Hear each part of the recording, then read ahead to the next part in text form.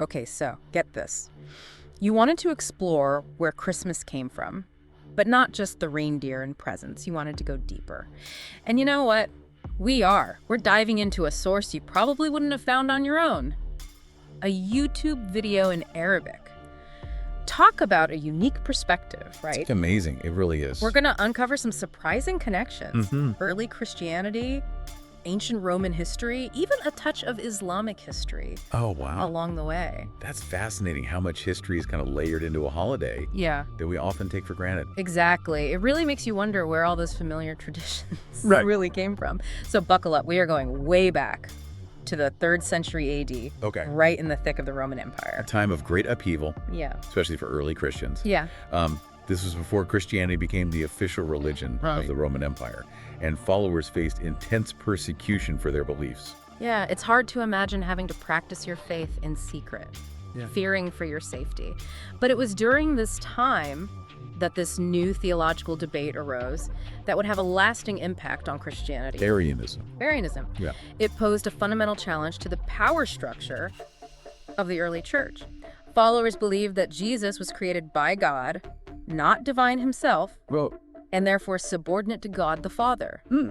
This directly contradicted the emerging doctrine of the Trinity, which held that God was 3 distinct persons, Father, Son, and Holy Spirit, in one essence. so it wasn't just a theological debate, it was a power struggle, right? Precisely. If Jesus wasn't truly divine, then the church's authority might be undermined. Yeah, the stakes were incredibly high. In 325 AD, Emperor Constantine convened the Council of Nicaea to try to settle this controversy once and for all. Wow. The council ultimately condemned Arianism as heresy, which only intensified the persecution of its followers. And that's where St. Nicholas enters the picture, right? Yes. But the historical St. Nicholas was a far cry from the jolly old elf we know today. That's right.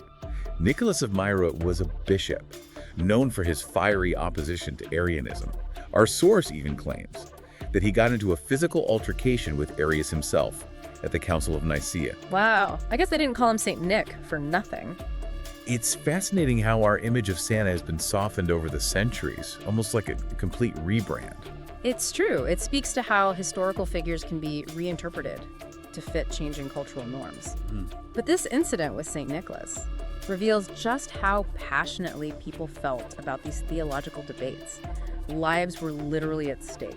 So even though the Council of Nicaea officially condemned Arianism, it didn't disappear overnight, did it? Not at all. Arianism continued to have a significant following, and this continued tension within Christianity played a role in the eventual establishment of Christmas. Okay, so how did we get from heated theological debates to Christmas trees and carols? I'm intrigued. Well, for starters, Yeah. the exact date of Jesus' birth is unknown.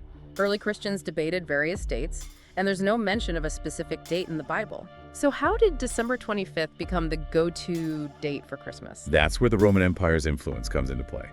December 25th was already a significant date in the Roman calendar. It was the festival of Sol Invictus, a celebration of the sun god. Ah. So Christmas kind of piggybacked on an existing party. I can see how that would make it easier for people to adopt. But what was this Sol Invictus festival all about? It was a major celebration in late Roman paganism. Imagine feasts, gift-giving, and merriment, all centered around the winter solstice and the rebirth of the sun. People decorated their homes with greenery and lit candles to symbolize the returning light. It was a time of hope and renewal after the darkest days of winter. Sounds a bit like Christmas, actually. So was the choice of December 25th for Christmas a deliberate strategy to blend pagan and Christian traditions? Quite possibly. Early church leaders were savvy, and choosing a date that already held significance for many Romans could have been a way to ease the transition to Christianity. By associating familiar customs with the birth of Jesus, they made the new faith more accessible. That's brilliant. So Christmas wasn't just a random date, it was a calculated move. It makes you wonder how much of our current Christmas traditions have their roots in those ancient Roman festivities. Exactly. And this blending of traditions wasn't unique to Christmas. Think about Easter and its connections to springtime pagan celebrations.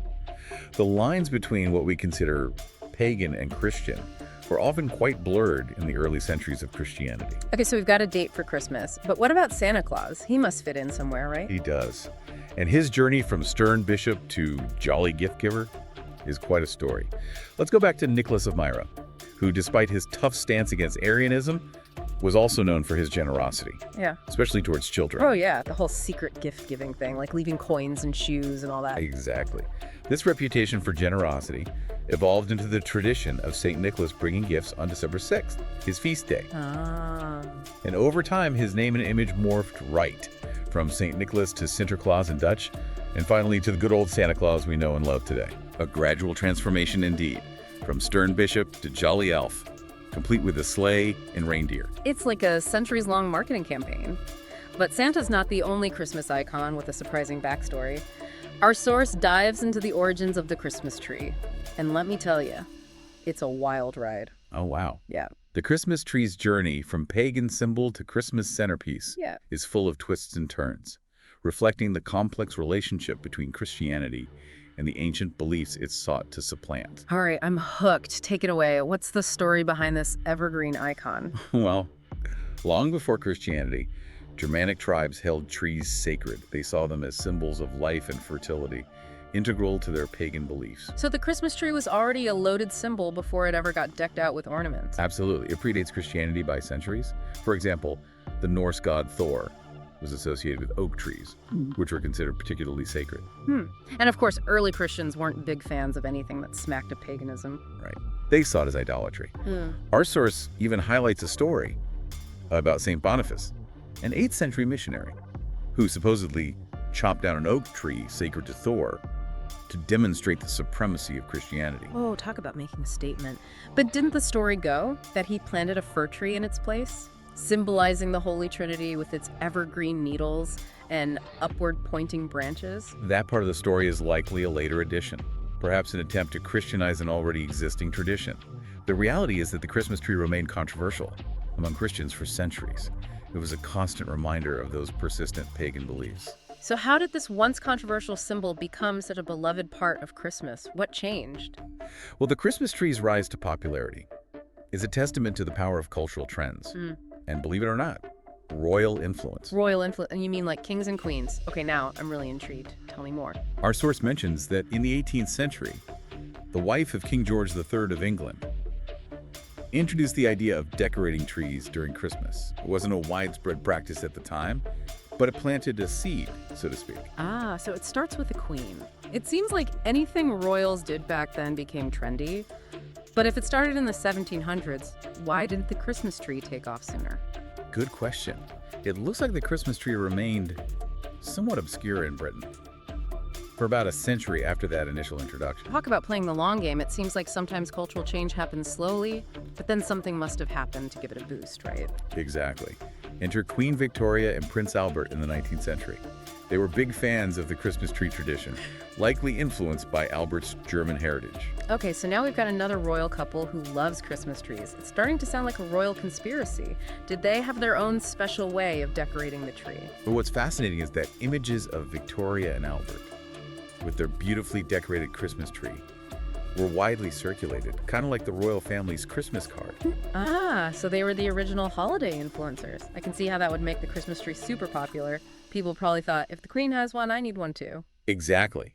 It was a powerful form of social influence, and it helped propel the Christmas tree into the mainstream. And remember how we talked about the Christmas tree being banned in America for a while because of its pagan origins? Yeah, that's right. It's pretty wild to think about that now. Well, even in America, the popularity of the Christmas tree soared in the 19th century, thanks in part to the influx of German immigrants who brought their own traditions with them. So the Christmas tree went from being a banned symbol of paganism to a must-have holiday decoration, all thanks to some savvy royals and cultural exchange. What an incredible journey. It's like the ultimate comeback story. It's a reminder that traditions are constantly evolving and adapting.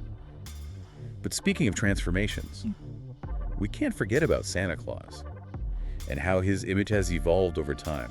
We talked about the historical St. Nicholas and how his story morphed over the centuries. But where did that iconic look come from?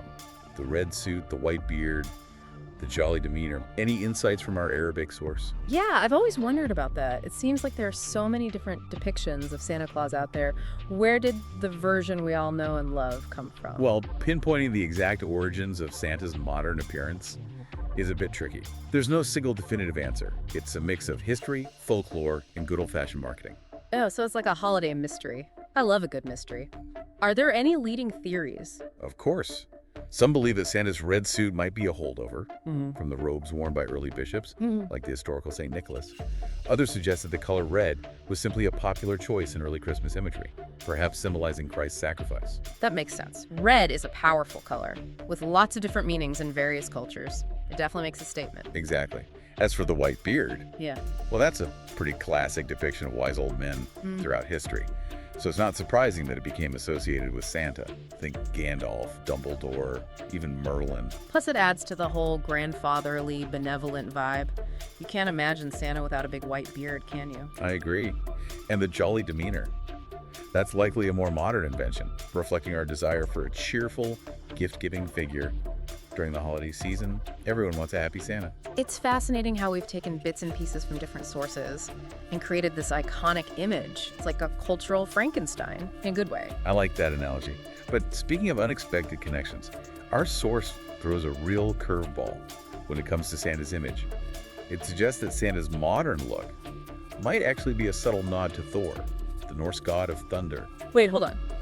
You're telling me the Santa we know and love, the one who brings us presents, is connected to a Norse god, known for his hammer and lightning bolts? I'm not sure I'm buying that. I understand your skepticism. It is a pretty bold claim, and I want to emphasize that this is just one interpretation Yeah. presented in the YouTube video. It's not necessarily a widely accepted historical theory. Okay, good to know. I was about to question everything I thought I knew about Santa. But even if it's not historically accurate, it's a pretty wild idea. Tell me more about this supposed connection. How could Santa possibly be linked to Thor? The video draws a parallel between Thor, often depicted as a strong, bearded man who traveled in a chariot pulled by goats, and Santa's sleigh pulled by reindeer. Okay, I can kind of see the resemblance. A beard, a mode of transportation. But reindeer are not goats, and Santa's sleigh is a lot more peaceful than Thor's thunder's chariot. But it's definitely a bit of a stretch. Yeah. But the video's point is more about how we interpret symbols and the subconscious connections we sometimes make between seemingly unrelated ideas. I see what you mean. Our brains are always looking for patterns and meaning, even if we have to get creative sometimes. It's like those optical illusions, where you see one thing and then suddenly it's something completely different. Exactly. And it's always good to approach these sorts of claims with a healthy dose of skepticism. But even if the Thor connection is a bit far-fetched, it's still fun to think about the possible hidden meanings behind familiar symbols. Yeah. It keeps things interesting. Definitely. It makes you wonder what other surprising backstories might be lurking beneath the surface of our everyday lives. Speaking of surprises, let's revisit that intriguing mention of the Prophet Muhammad and his supposed defense of Arianism. It's a bold claim that I'm still trying to wrap my head around. It is a complex and potentially sensitive topic, Yeah. and as I mentioned earlier, it's not a widely accepted historical interpretation. But let's explore the reasoning behind this claim, even if we ultimately disagree with it. Okay, I'm ready to dive in. What's the argument here? How is the Prophet Muhammad supposedly connected to this early Christian debate? The video focuses on the letter that the Prophet Muhammad sent to the Byzantine Emperor Heraclius, inviting him to Islam. The argument hinges on the fact that Heraclius was a Trinitarian Christian, meaning he believed in the divinity of Jesus and the Holy Spirit as part of a single God. And that belief was in direct opposition to Arianism, which saw Jesus as created by God, not divine himself. So the argument is that the Prophet Muhammad was taking sides in a Christian debate. Essentially, yes. The video suggests that by inviting Heraclius to Islam, which rejects the concept of the Trinity, the Prophet Muhammad was implicitly aligning himself with the Aryan perspective on Jesus. Okay, I see the logic, but it seems like a big leap to me. Isn't it possible that the Prophet Muhammad was simply inviting Heraclius to Islam based on its own principles, regardless of the nuances of Christian theology? Absolutely. That's a much more likely explanation. From a mainstream historical perspective, the Prophet Muhammad's central message was about submitting to the will of one God, Allah. While that might resonate with some aspects of Arianism, it's not necessarily an endorsement of the entire doctrine. Right. It's a good reminder to be cautious about reading too much into historical events and imposing our own interpretations. I agree. It's important to be mindful of potential biases. In this case, the video's creator is clearly coming from a particular religious viewpoint, which could be influencing their interpretation of history. That's a great point. It reminds us that everyone, even historians, brings their own perspectives and biases to the table, especially when dealing with topics as sensitive as religion. But even with all these layers of history and interpretation, Christmas remains a beloved holiday for millions around the world. I wonder if our source digs into how the tradition of gift-giving evolved over time. It seems like it's become such a central part of how we celebrate Christmas today. It has indeed. And the evolution of gift-giving reveals a lot about changing social values, economic trends, and even our relationship with material possession. Ooh, that's getting into some deep philosophical territory. I'm ready to unpack that. But you know what? I think we need to pause here for a moment and let our listeners catch their breath. We've covered a lot of ground already, and there's still so much more to explore. You're right, we don't want to overwhelm anyone with too much history at once. We'll pick up this thread in our next segment and delve into the fascinating evolution of gift-giving, from St. Nicholas's simple acts of kindness to the modern-day shopping frenzy. All right, we're back and ready to tackle the evolution of gift-giving. It's a tradition that's become so intertwined with Christmas, but I bet most people haven't stopped to think about how it all started. It's easy to get caught up in the hustle and bustle of the holiday season, but taking a step back to examine the origins of gift-giving can reveal a lot about how our values and priorities have shifted over time. So where do we even begin? It seems like gift-giving has been around forever. Well, our source points us back to the familiar figure of St. Nicholas, who, as we've discussed, was renowned for his acts of secret generosity, particularly towards children and those in need. Right. He was the original anonymous gift giver, way before the days of online shopping and gift receipts. Exactly. And that spirit of selfless giving became a core element of the St. Nicholas tradition, which, as we know, eventually evolved into our modern-day Santa Claus. But somewhere along the line, things took a turn, right? It seems like gift-giving has become more about the stuff and less about the genuine spirit of generosity. You've hit on a key point. The rise of industrialization and mass production in the 19th century played a significant role in transforming gift-giving. As goods became more readily available and affordable, there was a shift from handmade personalized gifts to mass-produced items. It's kind of ironic. We have more access to goods than ever before, but it feels like something's been lost in the process. I agree. The emphasis shifted from the thoughtfulness behind a gift to the acquisition of material goods themselves, and the rise of advertising in the 20th century only accelerated this trend. Christmas became a prime opportunity for businesses to market their products, associated gift-giving with happiness and social status. Yeah, it's hard to escape those messages. Especially during the holiday season, we're bombarded with ads telling us we need to buy this or that to make our Christmas perfect. It's certainly a challenge. It's easy to get caught up in the consumerism and lose sight of the deeper meaning of gift-giving. But it's important to remember that the true spirit of Christmas lies in generosity, kindness, and connection, not in the accumulation of material possessions. Well said. It's a good reminder to focus on what truly matters. Speaking of gifts, our source mentions a specific item that became wildly popular as a Christmas gift in the early 20th century: the teddy bear. Who would have thought a simple stuffed animal could become such a cultural icon? The teddy bear is a fascinating example of how an object can become imbued with cultural meaning and commercial significance.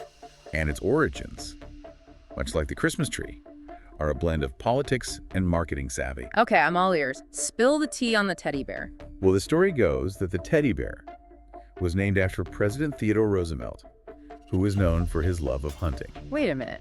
Teddy Roosevelt, the Rough Riding president, inspired a cuddly toy. That's not what I was expecting. It is a bit ironic, isn't it? The story goes that during a hunting trip in 1902, Roosevelt refused to shoot a bear cub that had been captured and tied to a tree. That's actually really sweet of him. It's not the image that usually comes to mind when you think of Teddy Roosevelt. It was seen as a compassionate act, and a political cartoon depicting the event inspired a toy maker to create a stuffed bear and name it Teddy's Bear. So from a presidential hunting trip to a cartoon to a toy store shelf, and just like that, the teddy bear was born. It's amazing how these seemingly random events can converge to create something so iconic. It's a testament to the power of storytelling and a bit of luck. But the teddy bear's success also highlights the role of marketing by connecting the toy to a popular president and a heartwarming story. The toy maker created an irresistible narrative that resonated with consumers. It's a brilliant marketing strategy, really. It makes you realize that even our most cherished traditions are often shaped by forces beyond sentiment and nostalgia. Absolutely. It's about understanding the historical context, the cultural influences, and even the commercial interests that have shaped the traditions we hold dear. Well, I have to say, this deep dive has been eye-opening. We've gone from ancient pagan rituals to early Christian controversies to royal influencers, and even the surprising origins of the teddy bear. Who knew the history of Christmas was so complex and fascinating? It's a testament to the enduring power of traditions. They evolve and adapt, absorbing influences from different cultures and historical periods. But at their core, they often reflect deeply held human values and aspirations. That's a beautiful way to put it. So as we wrap up this deep dive, maybe we can all take a moment to appreciate the rich tapestry of history and cultural influences that have shaped the traditions we celebrate today. And maybe, just maybe, we can approach gift giving with a bit more intentionality, remembering the spirit of generosity that lies at the heart of Christmas. I couldn't agree more. Happy holidays, everyone. Happy holidays, and thank you for joining us on this journey through the surprising origins of Christmas. We'll be back soon to explore more fascinating topics and uncover more hidden histories. Until then, keep exploring, keep questioning, and keep those aha moments coming.